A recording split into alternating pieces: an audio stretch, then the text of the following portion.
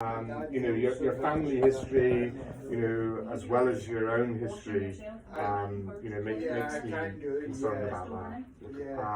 But I often say to people, doctors are not Superman. We don't have X-ray eyes. We don't know what we're going to find until we find it. We just have to wait and see, and we have to keep an open mind. So, what I would say to you today, I think I said I would say this, I may even have said I would say this to you, but what I would say to you today is, there are 4 possible outcomes. We might find your heart arteries are normal. I think that's very unlikely, but it's always possible. Of course. I live to be surprised. Maybe it is.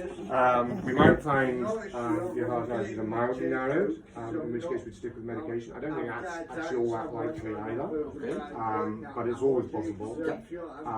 We might find moderate narrowing, in which case there's a place for a balloon stretch and putting in a stent. If so, we would more than likely do that today, and that would sort things out for you once and for all. That's certainly possible. Or we might find there's severe narrowing of your heart arteries, and we have to talk about the possibility of a bypass operation. And although in the general scheme of things, that's not all that likely, I do worry that that's perhaps a little more likely than the average for yourself. If it comes to that,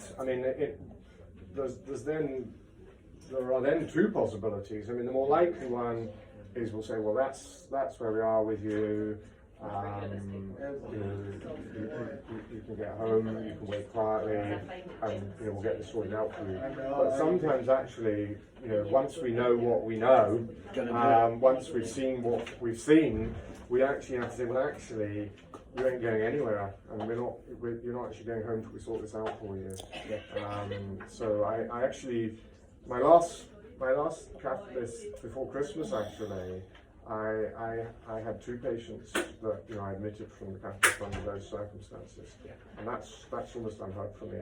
I've never admitted 2 patients from less than 1 day before. So we just have to wait and see. But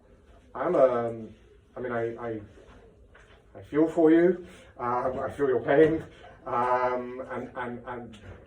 but also was a little bit concerned about you, and that's why I tried to get this fixed up this week. That was maybe the case. I feel extremely angry now that I've had that. I feel angry about that. A whole year I've told you to get your stuff together, stop complaining, it's indigestion. This is the doctor. Yeah, no, you told me that, I felt so sorry for him. I really did. He was honestly like rolling on the floor, and I'd be saying, "Back up." Yeah, and he told me, he put off coming in last week. He put off coming on for 2 weeks, and I just think, oh my god. But all I can say, and I said this to Derek, is there is no harm done. Let's think positive. Let's sort this out, and let's deal with it, and let's get a happy ending here. Which, whatever it takes, is whatever it takes. There isn't any harm done. By the end of today, once you've looked, will you be able to tell me it's like angina, it's heart, this, like a name? Yeah. Well, he had a heart attack the other day there, and because I believe in believing the patient, and I asked Derek, and because I was interested actually, because I asked him, is this exactly the same pain as you had a year ago? And he told me, it was, and I believed, and so I believed him, and I believe him, and therefore, as you know, he was in the Royal, and then shortly afterwards he was in the Queen Elizabeth, and in the Royal, they did an exercise test, and he did very well, and he looked absolutely fine. The only problem with the exercise test is it's not a perfect test, and it has to be taken with a pinch of salt. The other thing I found quite interesting, which I think I might have mentioned to Derek, was easy to say in retrospect, but much harder to say at the time and looking forward.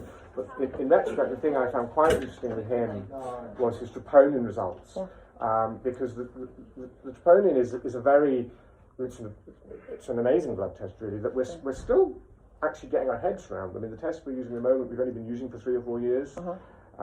It's probably the 4th or 5th generation of blood tests that we use to check our hearts since I've been a doctor.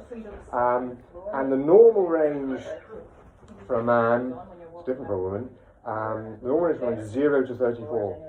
So if it's 34 or more, I can't remember what your result was. His highest was 91. 181. 100, which is not high, by the way. No, I know that. I said We see it go up to 100,000. That's what I kept saying. I said it must be a god. The highest one I've ever seen was 296,000. So 181 is not high. And that guy's still living. But it is abnormal, and so if it's 34 or more, you've had a heart attack. Yeah, and before it was near above 20. Maybe a tiny heart attack, you've had a heart attack. But it's very interesting because it does actually it does give us some information actually within the normal range. So a lot of the patients we check out, actually have undetectable troponins. We get a result that says it's either less than 1 or less than 4. Yeah. And actually that's very useful for those patients, because you can actually say of those patients, not only have they not had a heart attack, actually they've probably got nothing wrong with that at all. Yeah. What is very interesting is the patients who have the results of 10, 12, 14, 16. Those are normal results. But they do hint, I won't put it strongly enough, but they do hint that something might be going on. I'd like to think, if I got admitted to hospital with chest pain and somebody checked my troponin results, I'd like to think it would be less than 4. If my result came back at 12 or 14 or 16, I'd be thinking, could there be something going on? But it's still a negative result. It's still the right thing to do. It's just in retrospect, You'd think, like somebody more curious like yourself. In retrospect, well, actually, was there something going on there? And obviously, the sequence of events suggests that it was. I take the whole thing at face value. He had angina or even unstable angina. He's had a heart attack. There's no harm done. Our job now is to see that there's no harm done and sort it all out. I'm still thinking it's his esophagus pushing on it. I can't get. I wish it was that. I wish it was esophagus. I wish it. It's not. I just wish it was. So the best possible outcome today that I hope for you, because you're a nice guy and I like you. The best outcome I would hope for today is one tight narrowing in one artery, and I'll stretch it open with a balloon, and I'll put a stent in. And if I do that, it could only take 20 minutes, half an hour. I've got a 99% chance of success. And when I'm done, I'll say to you, you're good as new. You're all sorted. The worst possible outcome, obviously, is there's bad narrowings affecting all 3 arteries. In which case, I'll say you need a bypass operation. And actually, as I say, the worst of all outcomes is that I say to you, well, actually, not only do you need a bypass, but actually you ain't going anywhere till we've sorted it out for you. Okay. Now, hopefully, it won't come to that, but it's always possible. As I say, I think the other 2 possibilities, that either everything's normal or there's just manner, are actually pretty unlikely, to be honest with you. So just wait and see. I mean, I often say, there's 16 people here today. The same 4 possible outcomes for almost everyone. And some people, almost everyone here today will get surprised. Some people will get a nice surprise. Some people will get a nasty surprise. We just need to wait and see. All right. Well, let's hope it's all good. Well, thank you very much for doing things. If you're happy with things, or happy as you can be, I'll ask you to sign there where I put the cross and left the gap. That will give us permission to go ahead, and we'll take it from there. I've got my fingers and toes crossed for you. I have had all week. That's all right. All good. Thank you very much. I'm very pleased that we got you. I'm so bad. I'll see you later, all right? Thank See you later.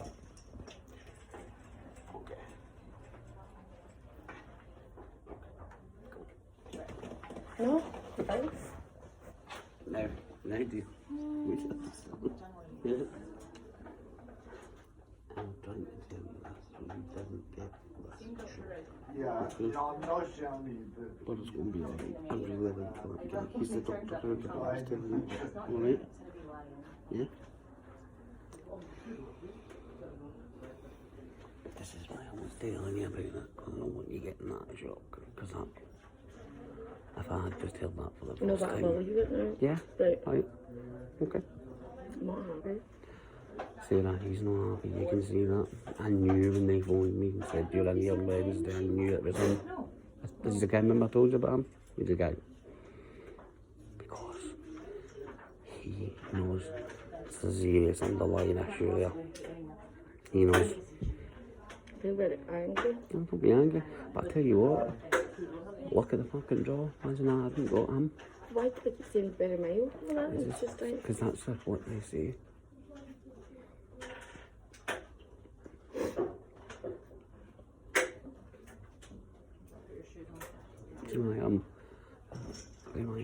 I'm struggling a wee bit, and I'm not ready to that yet, and he's not ready to let me die. Fucking bypass, the fucking 45. That could have been preventable if they did it last year. See the bypass? I think it could have Listen, been. he did bypass, and they said, well, you know, or over the fourth one, they were not going anywhere. Do you know what that means? What? I don't want to Right, okay. Right, what are you doing, man? Why are you trying to hit me? Like, no.